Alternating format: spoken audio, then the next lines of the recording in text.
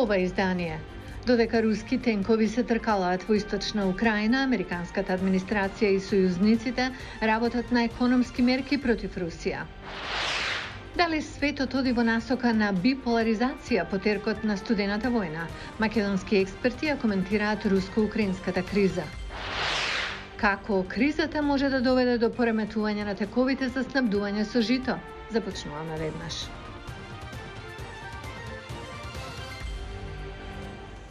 Добро вечер, ова е Ньюсфлеш на гласот на Америка на македонски. Јас сум Лилица Китановска. Стравувањето од руска инвазија на Украина стана пореална синоќа, кога председателот Владимир Путин нареди влегување на руски трупи во Донецк и Луханск, откако ги призна за независни држави. По овој потек на Путин, САД и Британија воведоа санкции против Русија, додека сојузниците во Европската Унија подготвуваат своји мерки. Украинскиот председател Володимир Зеленски денеска повика на моментални санкции, што би вклучило и запирање на гасоводот Nord Stream 2, проект воден од Русија, без да се чека на тамошна руска агресија. Германија веќе презеде акција, запирајќи го процесот на сертификација за проектот, со кој требаше руски газ да биде донесен во Германија. Во текот на ноќта руски тенкови влегле во регионот Донбас. Дали овие тенкови се на руската армија или на постоечките паравојски од источна Украина во моментов не е јасно. Американскиот председател Џо Бајден вчера објави првичен пакет на санкции, додека целосните економски мерки, според извори во неговата администрација, се подготвуваат во координација со сојузниците, доколку се случи на тамошна инвазија.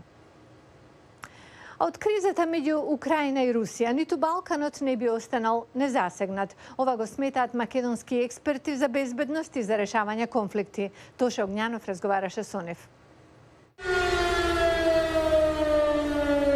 Долготрајни геополитички последици се можни од тензиите меѓу Украина и Русија.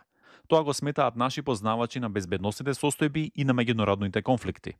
Според деканот на Факултетот за безбедност Никола Дујовски, сегашната ситуација може да влијае и врз иднината на НАТО. Јас мислам дека решението се наоѓа во договорот што ќе се случува со украинската потреба за членство во НАТО.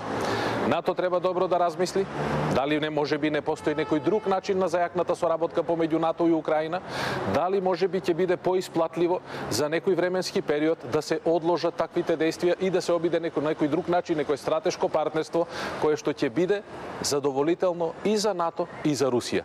Професорката пак од Институтот за безбедност, одбрана и мир, Лидија Георгиева, укажува на појава на нова трка во вооружувањето, но и на засилена биполаризација по теркот на студената војна. И како НАТО понатаму ќе се движи, дали ќе го прифати, да го наречам во наводници, ултиматумот на Русија за натамошно проширување или враќање на позициите од 1997 година. Другата секако оди во релација на приближување на Русија и Кина како партнери. Според нашите соговорници, земјите од Балканот, иако се далеку, не може да останат целосно имуни на сегашната ситуација. Безбедносните ризици во овој момент по нашата држава, но и по регионот не се многу големи, особено не се оние кои што би биле директни безбедносни ризици. Тука не би го ставил сајбер просторот, на кој што треба секогаш да бидеме многу внимателни, затоа што многу портали регистрирани во Русија влијаат на тековите на Балканот, на оние неформални текови, и тоа се повеќе се чувствува. Факт е дека државите не успеваат да најдат соодветен одговор на тој вид на, ајде да речам, војна. Истото важеше и за Сирија, и за Авганистан, и за останатите држави, па бегалските бранови и кризи секако не засегнаа и нас, но и најголем дел од Европа. Не се исклучуваат и радикални појави. Тука веќе влегуваат и други сериозни прашања, и радикализација во нашиот регион, учество на странски борци во Украина, подршка на некоја од проруските или проукраинските страни. Се укажува и на неопходна поголема будност на домашните безбедносни структури. Ние сме повеќе од една деценија, а особено во периодот пред пристапувањето во НАТО, многу подложно тло токму за такви источни служби кои што овде не само што прибираат информации, туку се обидуваат и да влијаат на некакви неформални текови. Во однос на можните решенија пак, Така наречената дејтонизација на Украина, по примерот на поранешната Југославија, се смета дека не е препорачлива. Сигурно ќе бара можеби нешто од старите лекции што ги имаме, но секако ќе бара и нови решенија, затоа што вклучува и две суперсили како поддршка на една од страните, вклучува улога на НАТО, вклучува Европска унија и мислам дека ќе биде многу потешко да се донесе едно решение наметнато како што тоа беа решенијата на Балканот. Состојбите на теренот не се ветувачки, но нашите соговорници сепак се надеваат на мирно решение. Уверен сум дека и Путин, но и западните политичари и особено лидерите на НАТО ќе успеат да договорат што е тоа што е важно за Русија во овој момент, што е тоа што е црвена линија за НАТО во овој момент. И да не ја заборавим Украина, тоа е многу голема држава, има големи капацитети, значи дека не станува збор за помала сестра која што во ситуацијата само ќе следи што прави Русија и НАТО. Воените последици се секогаш не само во жртви, туку и во економија, и во просперитет, и во сите други аспекти. Тоа го покажа и целиот период на студената војна. Јас мислам дека во 21. век не ни треба нова студена војна. За Гласот на Америка, Тоше Огњанов.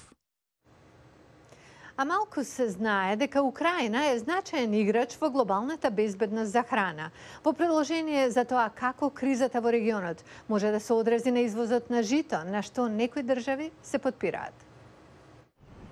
Украина произведува над 6% од светското снабдување со жито, според Обсерваторијата за економска комплексност. Токму затоа би можело да има глобални последици ако избие војна меѓу Русија и Украина, вели аналитичарот за храна Алекс Смит. Државите кои најмногу зависат од украинското жито се Либан, каде 50% од вкупната потрошувачка на жито во 2020 дошла од Украина, како и Либија и Јемен. Сите три држави веќе се справуваат со високи цени и голема несигурност на храна.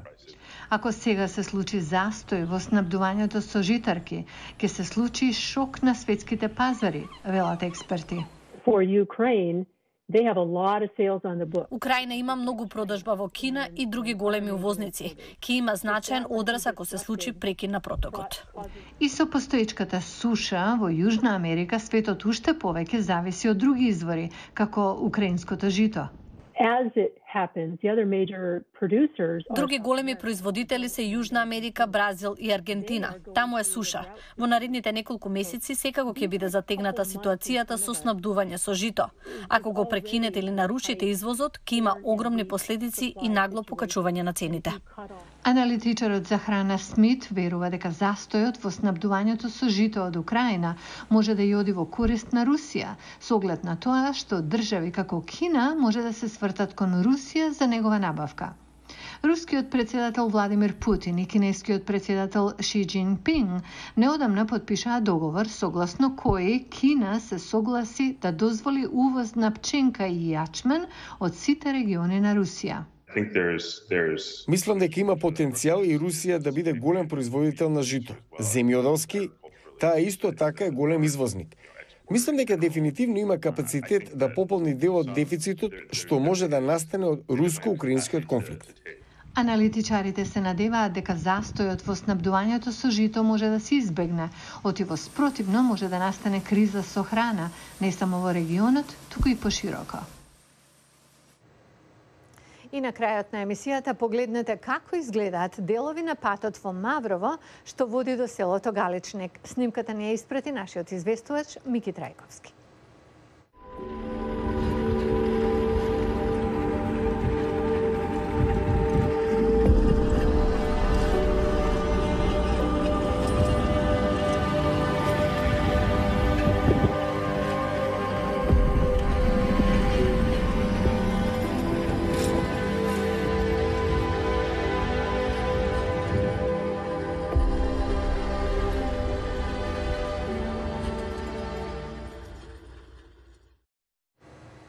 Го гледавте News Flash на Гласот на Америка на македонски од Вашингтон. Поздрав до утре!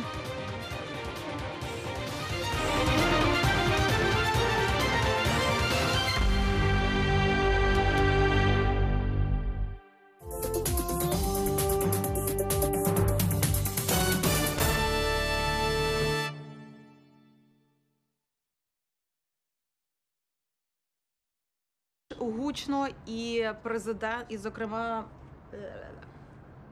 представники від обох партій, що напередодні сказали про те, що санкції варто запроваджувати просто зараз.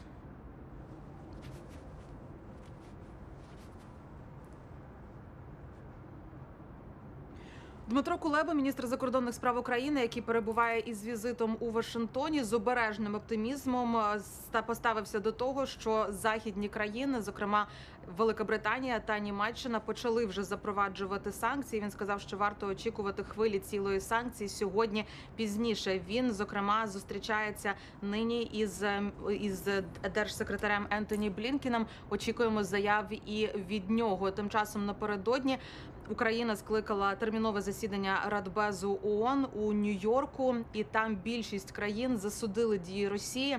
Представниця Сполучених Штатів Лінда Томас Грін